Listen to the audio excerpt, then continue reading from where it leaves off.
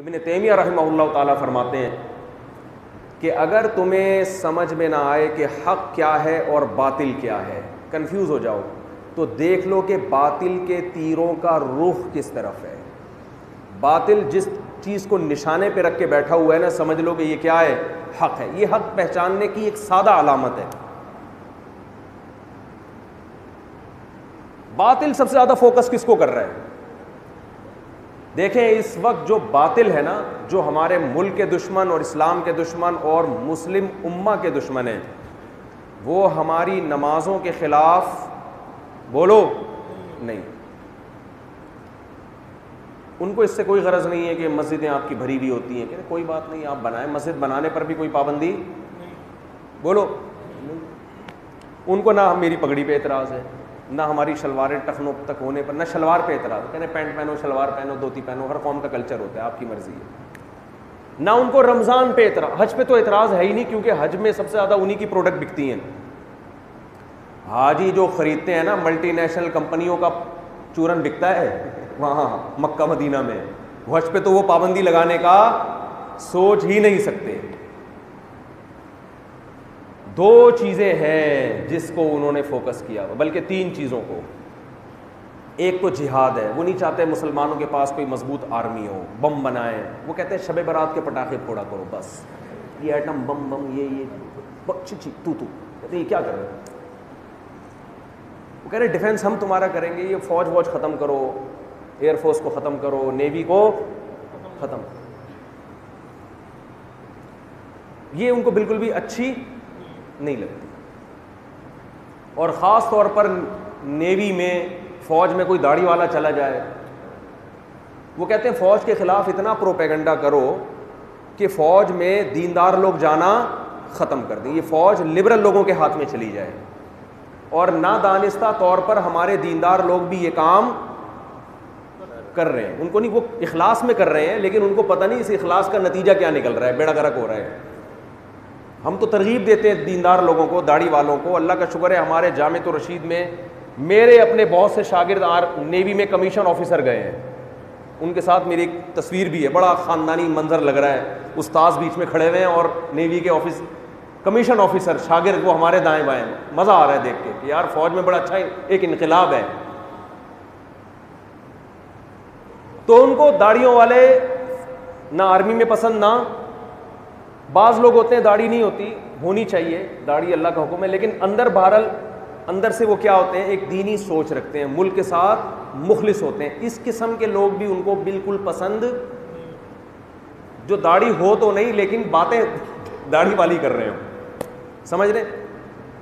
اس لیے ہم کہتے ہیں نیک لوگوں کو فوج میں بھیجو بھائی, اچھے لوگوں کو بھیجو فوج میں. دوسرا مسئلہ ان کا یہ, اچھا جہاد کا جو غلط تصور ہے اس کو وہ پروموٹ کر رہے ہیں. جہاد کا غلط تصور, پھٹ پھٹاؤ, جہاں جاؤ جا کے پھٹو بس, حوروں کی لالچ میں جس کو بھی پھاڑ دو جا کے, فساد کا نام جہاد دیا ہوا ہے. وہ ایک آدمی کو کسی نے فضائل سنا دیا نا کہ فلاں امام بارگاہ میں یا فلاں مسجد میں جا کے پھٹو گے تو حور ملے گی. یہ ہوتا رہا ہے نا ماضی میں, کوئی امام بارگاہ میں پھٹ رہا ہے, کوئی مسجد میں جا کے پھٹ رہا ہے. یہ جہاد نہیں ہے بھائی, یہ تو خامخواہ کی. اس سے اچھا تھا شب برات کے پٹاخے پھوڑ دیتے گھر بیٹھ کے. تو پہلے بہت ہو رہا تھا یہ چند سال پہلے, اور یہ سب غیر ملکی ایجنٹ کر رہے تھے, کھاتے میں مولویوں کے ڈالا ہوا تھا کہ یہ کروا رہے ہیں.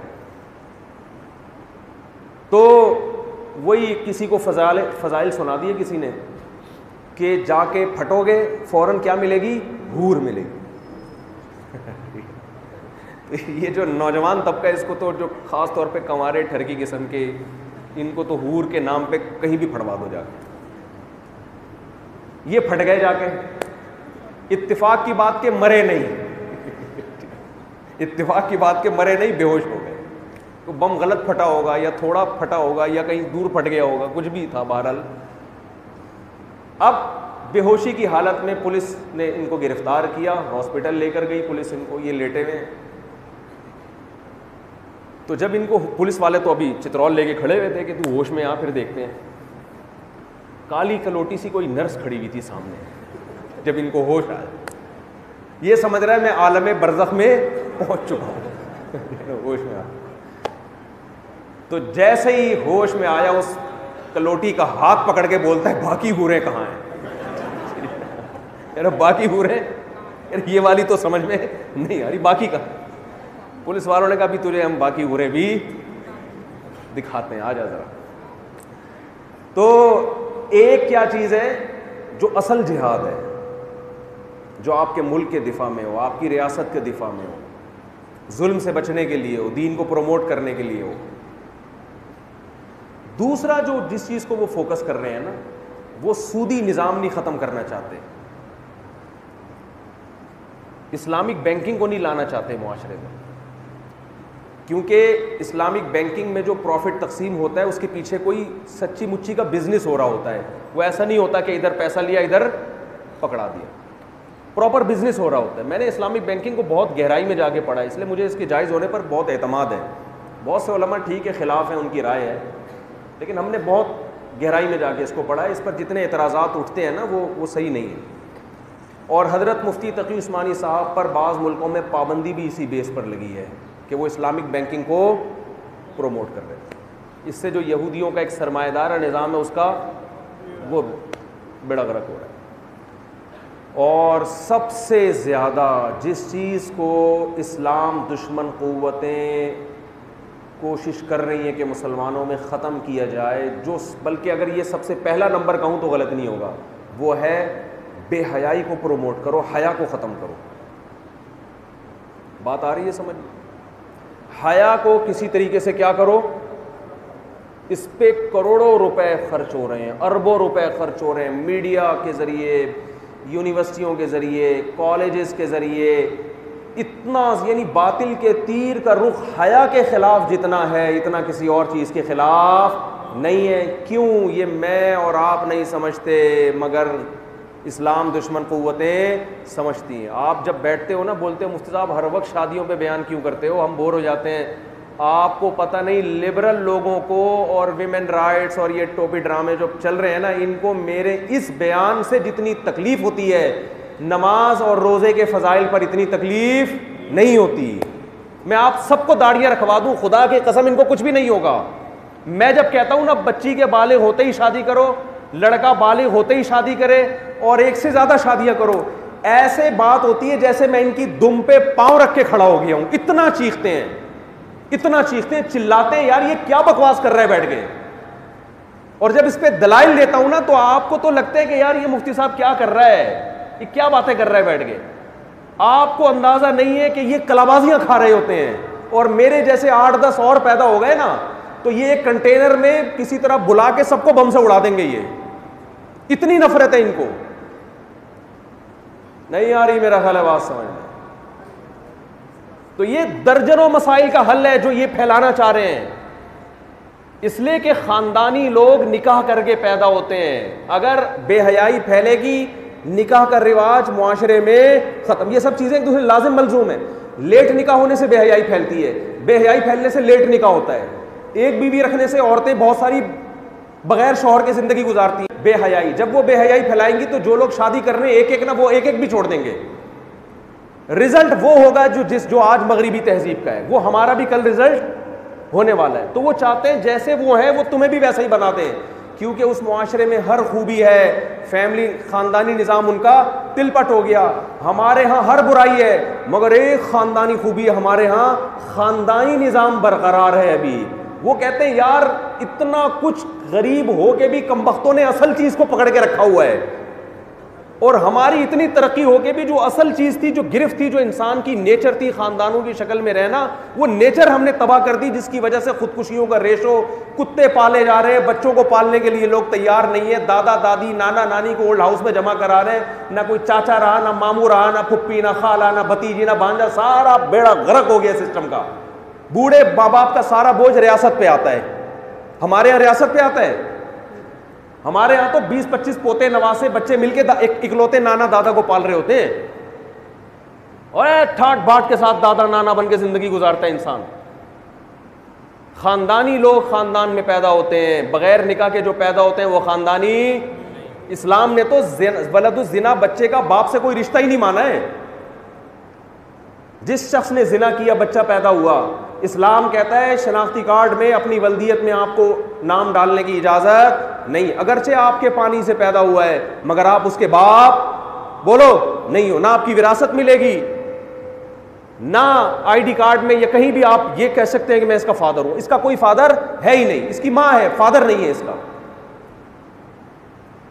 تو بھائی وہ سمجھتے ہیں ہمارے بیان کی اہمیت کو، آپ گھننے بنے ہوئے ہیں، آپ نہیں سمجھتے. سمجھتے تو آپ بھی ہیں، کوشش نہیں کرتے. بس ختم، بس ختم. تو میرے بھائی یہ جو بے حیائی، پردہ، جلد شادی، ایک سے زیادہ شادیاں، یہ سب چیزوں کا آپس میں کیا ہے؟ لنک ہے. کو ایجوکیشن سسٹم کو ختم ہونا چاہیے. یہ سب چیزیں آپس میں کیا ہیں؟ مربوط ہیں. خوشنما نعروں کے ذریعے اس کو، ہمیں قرضہ نہیں ملتا جب تک کہ یونیورسٹی میں کو ایجوکیشن سسٹم نہ ہو. ورنہ اب دیکھو یار عجیب سی بات ہے، امریکہ میں ایسی یونیورسٹیاں ہیں جہاں، ایسے اسکول ہیں جہاں کو سسٹم نہیں ہے.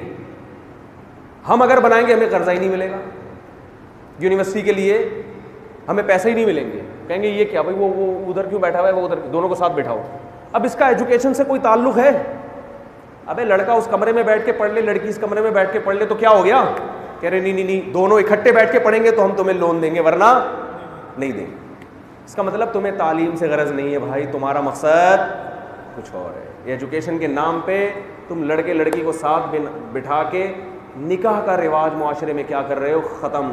اس لیے میں کہتا ہوں کہ میں اگر حاکم بنا نا، میرا بس چلے تو میں بیان کے ذریعے آپ کی شادیاں نہیں کرواؤں گا، میں ڈنڈے مار مار کے آپ کی 2-3 شادیاں کرواؤں گا، ایسی کی تیسی میں ایسا کرواؤں گا. آپ مجھے کیا، میں ابھی تو فارم میں آیا ہی نہیں ہوں میں، کیونکہ میرے پاس طاقت، میں پولیس میں تھوڑی ہوں. ابھی تو میں صرف بولنے پر اکتفا کر رہا ہوں تمیز سے.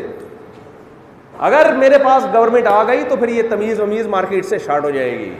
ہاں پھر تو ڈنڈے مار مار کے کروائیں گے. بے پردگی سے بھی خدا کی قسم اتنی بے حیائی نہیں پھیلتی جتنی بے نکاحی سے پھیلتی ہے.